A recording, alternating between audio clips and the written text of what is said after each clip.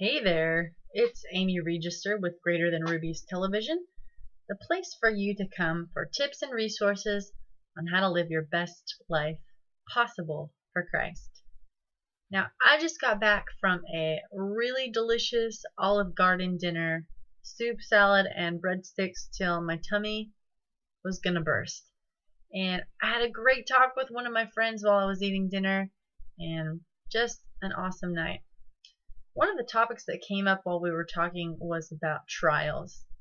I felt like it was so pertinent to everyone I know that it should be a video post.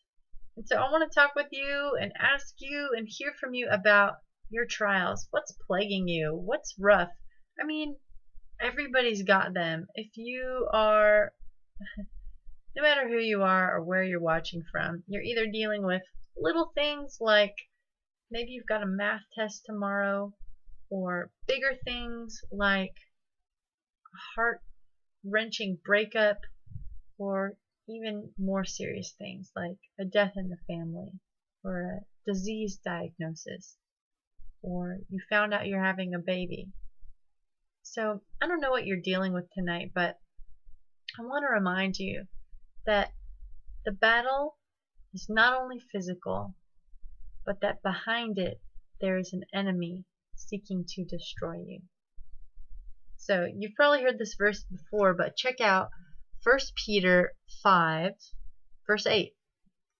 It says, "Be sober, be vigilant, because your adversary the devil walks about like a roaring lion, seeking whom he may devour."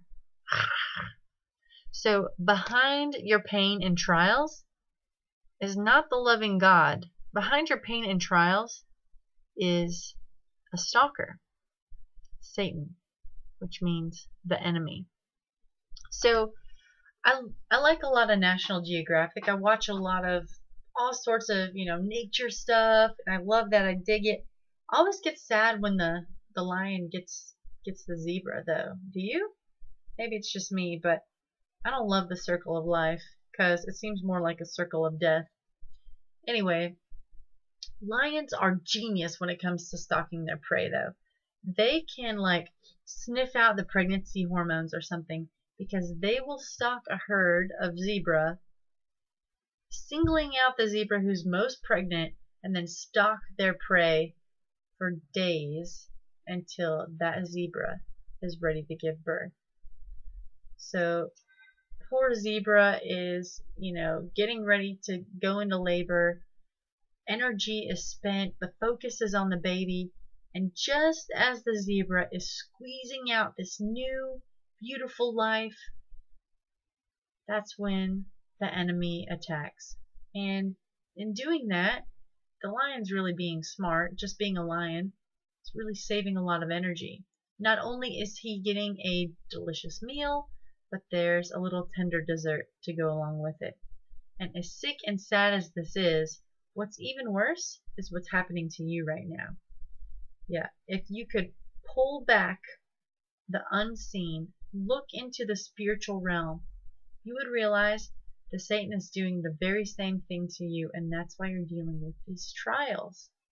Because he wants to wait till you are at your weakest point, till your energy is spent in the creation of this new and beautiful thing, whether it's a project or you're getting your life together finally and you're getting rid of that guy who's not good for you, or you're making huge steps in your devotional life. Whatever it is, you're about to give birth to something amazing. And the enemy doesn't want to waste his time any more than that lion does, and so he's been stalking you. He's been watching and waiting, and he's trying to get you in the same ways that he's used on you before. He knows it's worked in the past, and he's going to try it again now. So if you could see that and realize that what you're dealing with now is the enemy looking to bring you down, it might give you some hope that you can make it through. Because it's only when we don't know why that is so frustrating. Well, you know why. You're a Christian, and there's going to be trials, because Satan would like nothing better than to bring you down and make an example out of you. So let me just read you a quick encouraging quote from Christ Object Lessons, page 61. Through conflict, the spiritual life is strengthened. Trials well borne will develop steadfastness of character and precious spiritual graces.